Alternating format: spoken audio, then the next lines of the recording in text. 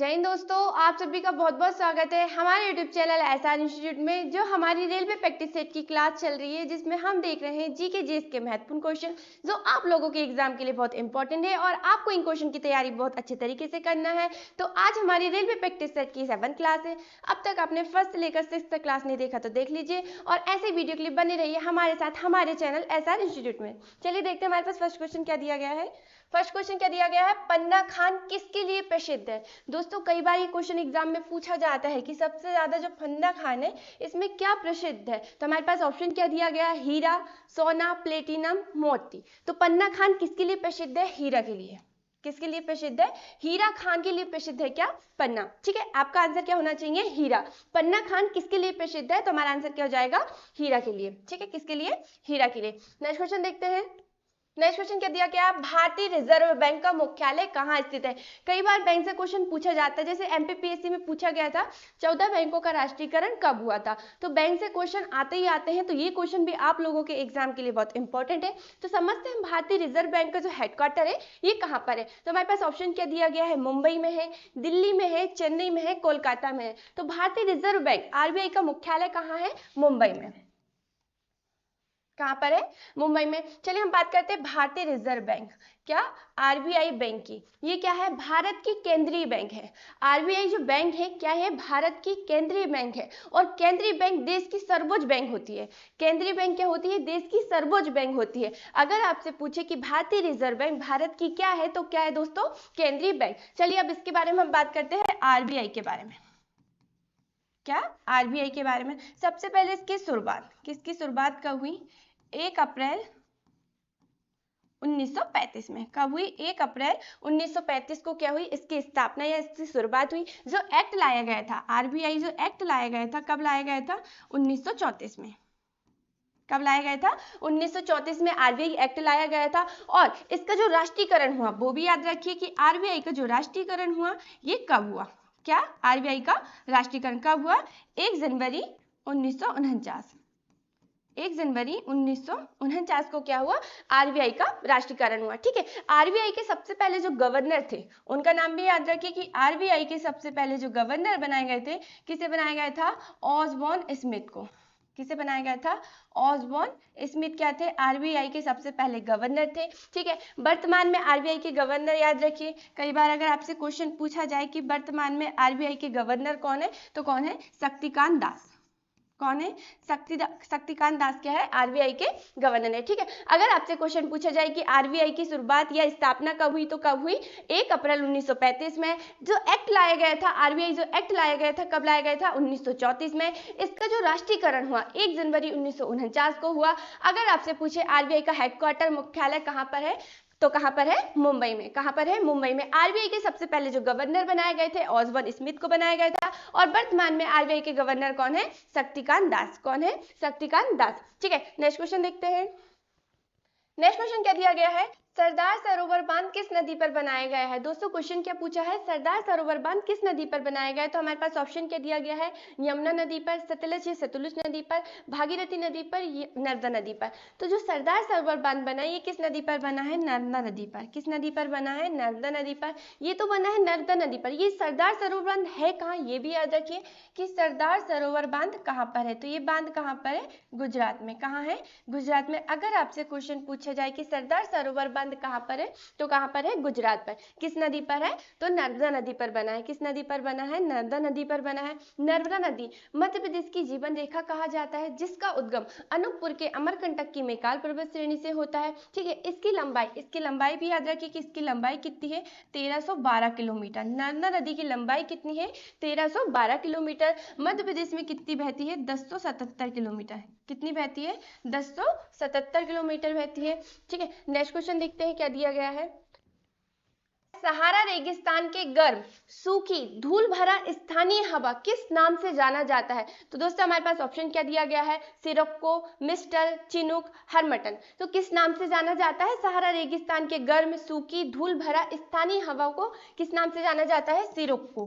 किस नाम से जाना जाता है, सिरोक्को। सहारा मरुस्थल या सहारा रेगिस्तान विश्व का सबसे बड़ा क्या है, रेगिस्तान है। ये भी आपको याद रखना है। ठीक है, नेक्स्ट क्वेश्चन देखते हैं। चलिए नेक्स्ट क्वेश्चन क्या दिया गया है, भयभीत होने पर कौन सा हार्मोन स्रावित होता है? दोस्तों क्वेश्चन क्या पूछा, ध्यान से पढ़ना। भयभीत होने पर कौन सा हार्मोन स्रावित होता है? तो कौन सा हार्मोन स्रावित होता है? एड्रेनालाइन। कौन सा होता है? एड्रेनालाइन। कैसे? हार्मोन क्या है? एक रसायन है। क्या है? हार्मोन क्या है? हमारे शरीर में क्या होते हैं, जितनी भी प्रतिक्रियाएं होती हैं उन सबका क्या करता है? नियंत्रण करता है। क्या करता है? नियंत्रण करता है। ठीक है। हार्मोन की अगर हम बात करें तो अगर हम कभी भी, जैसे एग्जांपल के थ्रू समझिए, भयभीत हम किन कारणों से होते हैं? बहुत से कारण हैं जिनके कारण हम भयभीत हो जाते हैं, डर जाते हैं, जिससे हमारी जो हार्ट बीट होती है वो बहुत तेजी से बढ़ने लगती है। आपने देखा होगा अक्सर कई बार, जैसे हम एग्जाम देने जाते हैं, ठीक है, एग्जाम देने जाते हैं, सेंटर हॉल में पहले पहुंच नहीं पाते हैं, उससे पहले हमको घर में लगता है कि नहीं, हमसे पूरा पेपर बन जाएगा, पेपर पूरा निकल जाएगा, हमने जितना पढ़े पेपर वहीं से आएगा, बाकी आगे कुछ नहीं आने वाला।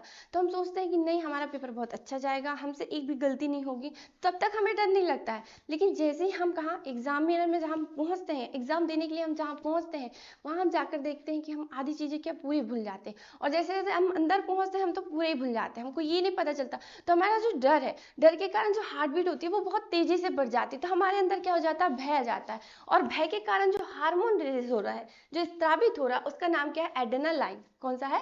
एड्रेनालाइन। जैसे आपने पिक्चर में देखा होगा, हॉलीवुड की फिल्म देखी होगी, बॉलीवुड की फिल्म देखी होगी, साउथ मूवी देखी होंगी, उसमें बहुत अच्छे से दर्शाया जाता है, जैसे भूत के बारे में बताया जाता है। ठीक है। तो हम क्या, घर में अगर हमने कभी किसी की परछाई देख ली अंधेरी में, अगर हमने मम्मी को कहा या हमने किसी को भी बताया, तो हमारे घर वाले या हमारी मम्मी क्या बोलती? पगलाई गई हो का? तो मतलब क्या है, ये तो हमारे अंदर डर है ना कि हमने क्या देख लिया, भूत देख लिया, कुछ देख लिया, लेकिन ऐसा कुछ नहीं होता है। ठीक है, ऐसा कुछ नहीं होता, ये सिर्फ टीवी फिल्मों में दर्शाया जाता है। तो लेकिन जो भय उत्पन्न होता है, क्या होता है? जो भय उत्पन्न होता है, तो वो जो हार्मोन्स रिलीज होता है वो कौन सा स्रावित होता है? तो अगर आपसे ये क्वेश्चन पूछा जाए भयभीत होने पर कौन सा हार्मोन स्रावित होता है, तो आपका आंसर होना चाहिए एड्रेनालाइन। कौन सा होता है? एड्रेनालाइन। ठीक है, नेक्स्ट क्वेश्चन देखते हैं। नेक्स्ट क्वेश्चन क्या दिया गया है? उच्च न्यायालय के न्यायाधीशों को किनके द्वारा नियुक्त किया जाता है? दोस्तों क्वेश्चन क्या पूछ रहा है? उच्च न्यायालय के न्यायाधीशों को किनके द्वारा नियुक्त किया जाता है? तो जैसे एग्जांपल के थ्रू समझिए, अगर पूरे देश में अगर राज्यपाल की नियुक्ति हो रही है, मुख्यमंत्री की नियुक्ति हो रही, तो नियुक्ति तो हो रही किसी ना किसी के द्वारा तो होगी, ऐसे नहीं है कि वो किसी को भी बना दिया जाएगा। तो किसके द्वारा होती है? वैसे ही उच्च न्यायालय के जो न्यायाधीश होते हैं, तो इनकी नियुक्ति किनके द्वारा की जाती है? तो किनके द्वारा की जाती है? राष्ट्रपति के द्वारा। किनके द्वारा की जाती है? राष्ट्रपति के द्वारा। ठीक है। राज्यपाल की नियुक्ति भी याद रखिए कि राज्यपाल की नियुक्ति किसके द्वारा की जाती है? राष्ट्रपति के द्वारा की जाती है। भारत के मुख्य न्यायाधीश की नियुक्ति भी किसके द्वारा की जाती है? राष्ट्रपति के द्वारा की जाती है। किसके द्वारा की जाती है? राष्ट्रपति के द्वारा की जाती है। अगर आपसे कभी पूछे सुप्रीम कोर्ट, हाई कोर्ट के जो न्यायाधीश होते हैं, मुख्य न्यायाधीश होते हैं, इनकी नियुक्ति किसके द्वारा की जाती है? तो किसके द्वारा की जाती है? राष्ट्रपति के द्वारा। लेकिन राज्य के जो मुख्यमंत्री होते हैं, इनकी नियुक्ति राष्ट्रपति के द्वारा नहीं, राज्यपाल के द्वारा की जाती है। किनके द्वारा की जाती है?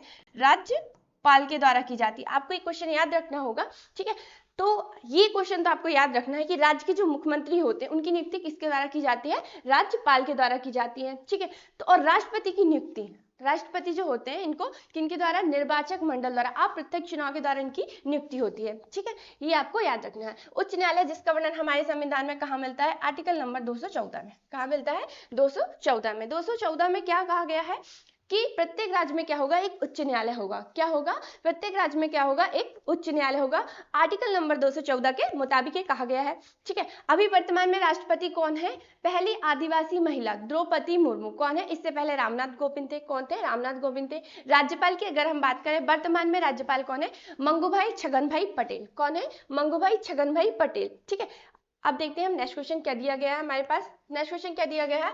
अजंता एलोरा की गुफाएं किसके पास स्थित है? तो हमारे पास ऑप्शन क्या दिया गया है? अजमेर, जयपुर, पटना, औरंगाबाद। तो अजंता एलोरा की जो गुफा ये कहाँ पर है? महाराष्ट्र के औरंगाबाद में। ये भी तो याद रखना है आपको कि ये कहाँ पर है? महाराष्ट्र के औरंगाबाद में है। अगर आपसे क्वेश्चन पूछा जाए कि अजंता एलोरा की गुफा किसके पास स्थित है या कहाँ है, तो कहाँ पर है? औरंगाबाद में। कहाँ पर है? महाराष्ट्र के औरंगाबाद में। ठीक है। नेक्स्ट क्वेश्चन देखते हैं। कुतुब मीनार किसकी स्मृति में बनाया गया था? क्या दोस्तों कुतुब मीनार किसकी स्मृति में बनाया गया था? तो किसकी स्मृति में बनाया गया था? सूफी संत कुतुबुद्दीन बख्तियार काफी। आपको याद रखना, अगर आपसे क्वेश्चन पूछा जाए कि कुतुब मीनार किसकी स्मृति में बनाया गया था, तो आपका आंसर होना चाहिए सूफी संत कुतुबुद्दीन बख्तियार काफी के। ठीक है, कुतुब मीनार ये कहाँ पर है? तो दिल्ली में। कहाँ पर है? दिल्ली में। ये भी याद रखना कि ये कहाँ पर है? तो दिल्ली में। ठीक है, नेक्स्ट क्वेश्चन देखते हैं। नेक्स्ट क्वेश्चन क्या दिया गया? अष्ट अध्याय किसके लेखक थे? अष्ट अध्याय के लेखक कौन है? दोस्तों क्वेश्चन क्या पूछा है? अष्ट अध्याय के लेखक कौन है? तो हमारे पास ऑप्शन क्या दिया गया है? सुमित्रा नंदन, राज आनंद, पाणिनि, गीता पीरामल। तो अष्ट अध्याय के जो लेखक है ये है पाणिनि। कई बार ये क्वेश्चन पूछा जाता है और ये क्वेश्चन आप लोगों के एग्जाम के लिए बहुत इंपॉर्टेंट है। अगर आपसे क्वेश्चन पूछा जाए कि अष्ट अध्याय के जो लेखक है उनका नाम बताइए, तो कौन है? पाणिनि। जो अष्ट अध्याय लिखा गया है ये संस्कृत में लिखा गया है, संस्कृत ग्रंथ में लिखा गया है। ठीक है, किसने लिखा है? पाणिनि ने। किसने लिखा है? पाणिनि ने। ठीक है, नेक्स्ट देखते हैं। इतिहास की प्रथम पुस्तक किसके द्वारा लिखी गई थी? दोस्तों क्वेश्चन क्या पूछा है कि जो इतिहास की पुस्तक है ये किसके द्वारा लिखी गई थी? तो हमारे पास ऑप्शन क्या दिया गया है? ल्यूक्लिड, हेरोडोटस, अरिस्टॉल, जूलियस सीजर। तो जो इतिहास की प्रथम पुस्तक, फर्स्ट जो पुस्तक लिखी गई थी हेरोडोटस, किसके द्वारा? हेरोडोटस के द्वारा लिखी गई थी। ठीक है, ये प्रथम यूनान इतिहास था, प्रथम यूनान इतिहासकार था।